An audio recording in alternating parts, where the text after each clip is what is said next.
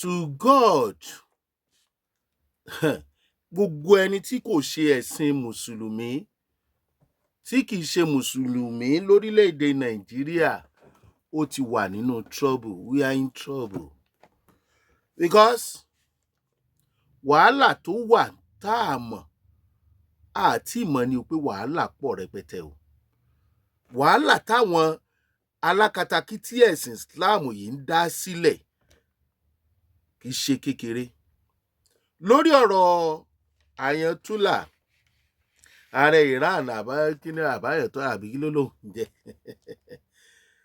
ṣé ẹ mọ̀ pé àwọn mùsùlùmí orílẹ̀-èdè Nàìjíríà nínú gbogbo orílẹ̀-èdè pátá Nàìjíríà nìkan ni wọ́n ti ń protest against the US Trump lórí ọ̀rọ̀ Ayatollah ìyẹn ààrẹ orílẹ̀-èdè Iran tó dolóògbé. Nàìjíríà nìkan ni. Ṣé àwọn pípù yìí níṣẹ́? No, ṣé wọ́n níṣẹ́? Tẹ́ bá níṣẹ́ ni à ń fèsì trouble terrorism lórílẹ̀‐èdè Nàìjíríà wọ́n á jáde kan protest against terrorism tó ń ṣẹlẹ̀ lórílẹ̀‐èdè Nàìjíríà nígbà tó sì jẹ́ pé abẹ́ wọn náà ni gbogbo wàhálà tá a kojú ti ń wáyé. Abẹ́ wọn ni. Abẹ́ ẹ̀sìn Islam ni. Àbédè wo ni Boko Haram, èdè wo ni ICIC àbí èdè wo ni Làkúráwà, èdè wo ni oríṣiríṣi tí wọ́n gbé dé tí wọ́n ń pera wọn ní ẹgbẹ́ agbésùnmọ̀mí tí wọ́n tún lẹ́gbẹ́ Terrorist Association of Nigeria. Wọ́n bọ́ síta kábíyèsí Olódùmarè. Wọ́n láwọn ṣetán láti fi ẹ̀mí àwọn lélẹ̀ nítorí ààrẹ Iran tó kú. Wọ́n ṣetán láti fi ẹ̀mí wọn lélẹ̀ nítorí àwọn terrorist tó ń jà lórílẹ̀‐èdè Nàìjíríà. Imagine àwọn Islamic Movement of Nigeria àbí kí ni wọ́n pè wọ́n ní o.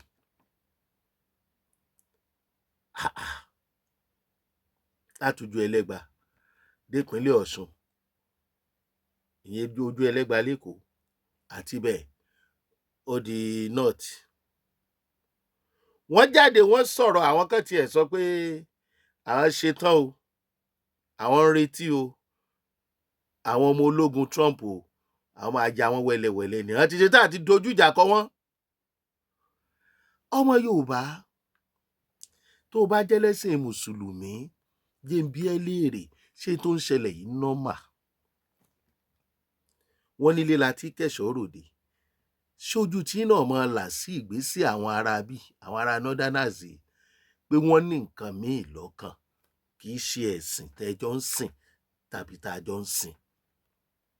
Kí ló kàn wọ́n? Kínní kan kú Abídógun kéèpẹ̀, Iran president kú, wọ́n bẹ́ẹ̀ ta. Ìgbà tí Trump tó strike Sokoto lórí àwọn terrorist wọ́n bẹ́ẹ̀ ta. Ṣẹ́yìn ò ti mọ̀ wípé ó jọ gàté kò jọ gàté ó fẹsẹ̀ méjèèjì ti rò. Àwọn wo ni terrorist?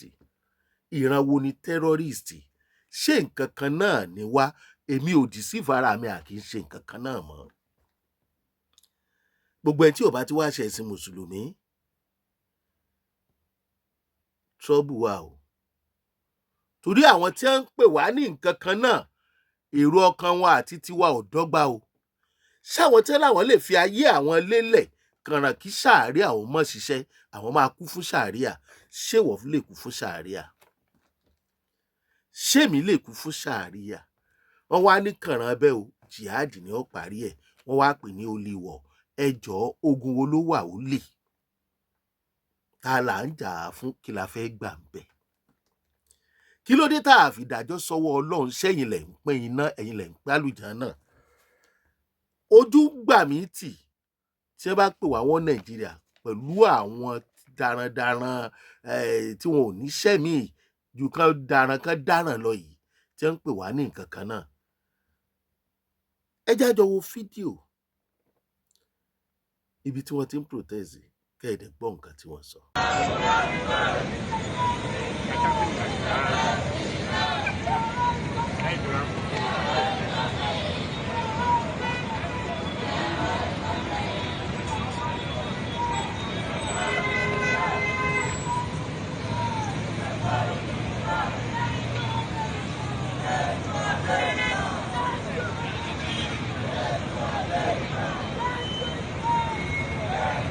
Mr. Donald Trump, let me be aware that Nigeria is not Vietnam.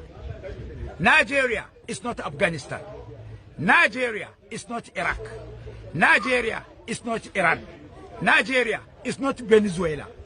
If you attempt to encourage and make aggression and send your armed forces to Nigeria to wage war, it's an unscrupulousness. But be aware that our mosquitoes, they are waiting for your soldiers to bite them and infect them with malaria fever to die instantly. Ààrẹ Iran tí wọ́n torí ẹ̀ fẹ́ fi ayé wọn òkun ẹ̀mí wọn lélẹ̀ yìí, ó wà nínú àwọn tí wọ́n ń allegedly tí wọ́n ń gbè lẹ́yìn àwọn agbésùnmọ̀mí nítorí àti sọ orílẹ̀-èdè Nàìjíríà di ẹlẹ́sìn ti mùsùlùmí nìkan. Definitely tí wọ́n bá lè jáde láti strike, láti protest, tó mọ Yorùbá bá wà láàrin wọn máa lè Yorùbá ni. Nítorí pé àwọn pípù yìí, àwọn ni wọ́n ń sponsor àwọn tó wá ń pa wá, pa àwọn bàbá wa, bá àwọn ìyá wa sùn. Now, ọwọ́ wa tẹ lára àwọn tó ń ṣerú iṣẹ́ bẹ́ẹ̀, ẹ wá lẹ fẹ́ fẹ̀mí yín lélẹ̀ fún. Ọlọ́run jọ̀ọ́ sọ̀kalẹ̀ wá. Jẹ́ kí iná rẹ kó jó gbogbo àṣebàjẹ́ orílẹ̀-èdè Nàìjíríà run. Jọ̀ọ́ Ọlọ́run. Ẹ wo àwọn tí wọ́n ní ọ̀wọ̀ nínú ìjọ Sẹ̀lẹ̀ tí wọ́n ní wọ́n dálẹ̀ nínú ìròyìn tí mo gbọ́. Àwọn agbófinró wa, ó dàbí ẹni pé allegedly àwọn ẹbí àwọn ẹni tí wọ́n filẹ̀ yìí padà takò wọ́n pé ẹ má dá wọn lóhùn o, 9 million làwọn san allegedly. Tí wọn ò bá rí 9 million yẹn, kí ni ó ṣẹlẹ̀ sáwọn tí wọ́n jí gbé? Àwọn tó dẹ̀ wà lẹ́yìn àwọn tó ní kí wọ́n máa jí wọn gbé tí ń kó nǹkan ìjà ogun fún wọn, lẹni tó kù yìí tí wọ́n fẹ́ fẹ̀mí ara wọn lélẹ̀ fún, wọn ò fẹ̀mí ara wọn lélẹ̀ fún àwọn ìran wọn tí wọ́n ń pa nílẹ̀ Haúsá. Wọn à protest rí níjọ́ tí wọ́n ti ń pa wọ́n against terrorists. God, a mọ̀ nílò Trump nílẹ̀ yìí. Àwọn tí ò protest against terrorists yìí, ṣé ẹ rò wípé tó bá ń lọ báyìí ìdààmú ló máa jẹ́ fọ́tà wa ni? Ṣé ẹ rò pé tí wọ́n bá ń pè wá ní nǹkan kan náà nǹkan aburú ni? Nàìjíríà nìkan nínú gbogbo orílẹ̀-èdè tó wà lágbàáyé, kí ni problem gangan ọmọ Nàìjíríà nínú ẹ̀sìn Islam? Ṣé ẹ̀sìn Nàìjíríà ni ẹ̀sìn Islam? Kí ni problem àwọn tó ń ṣe ẹ̀sìn yẹn? Kí ló dé tí wọ́n ń pè ní ẹ̀sìn àlàáfíà ṣùgbọ́n tó mú pákáleke wá? Kí ló dé tí wọ́n fi ẹ̀sìn yẹn sú àwọn èèyàn tó ń ṣe? Ó fẹ́ mọ́ sí ẹ̀sìn míì tó ń frustrate orílẹ̀-èdè Nàìjíríà lọ́wọ́lọ́wọ́. Kò sí. Abẹ́ frustration tá a wà ní jihad àti sharia. Nàìjíríà ò ní peace rí látìgbà tá a ti gbòmìnira. Àwọn people yìí ni. The only religion ní ẹ̀sìn Islam tó accommodate terrorism, tí wọ́n dẹ̀ ń sọ fún wa wípé ìtí Quran sọ ni pé bí sọ̀kòpá tó bá bú ànábì, sọ̀kòpá ẹgẹ́ lórí tó bá ṣe ṣìnà, wọn àwọn olówó wọn àwọn olóṣèlú wọn ọ̀dẹ̀ kó nú irú ìgbẹ́jọ́ bẹ́ẹ̀ rí. Wọ́n dẹ̀ fẹ́ máa lo ṣàríà yẹn láti fi máa báyé àwọn èèyàn jẹ́. Ìyẹn lọmọ Yorùbá ló fẹ́ máa lọ́jọ́ ìwọ̀n ọmọ àlè. Kí ló dé gan? Kí la ṣe fún yín? Tó bá wá jẹ́ pé nínú ìtàn, torí ẹni Akẹ́yìndé gbẹ̀gbọ́n ni yín, nínú ìtàn tó bá jẹ́ ẹ̀sìn Islam la bá láyé tí kìí ṣe ẹ̀sìn ìbílẹ̀, kí Kírísítẹ́nì ò tó dé, kí Mùsùlùmí ó tó wá padà dé, àràwọ̀ lẹ́ẹ̀dá o. Ẹ̀kẹ́yìndé gbẹ̀gbọ́n náà ni wàhálà, gbogbo àwọn ohun láti bẹ̀rẹ̀ pẹ̀pẹ̀pẹ̀, àwọn nǹkan wàhálà ohun wàhálà náà ni. Kí ni ìtumọ̀ Akẹ́yìndé gbẹ̀gbọ́n? Ta ló ń bá yín dù ẹ̀gbọ́n? Ṣé tiẹ̀ kémi ṣe tèmi?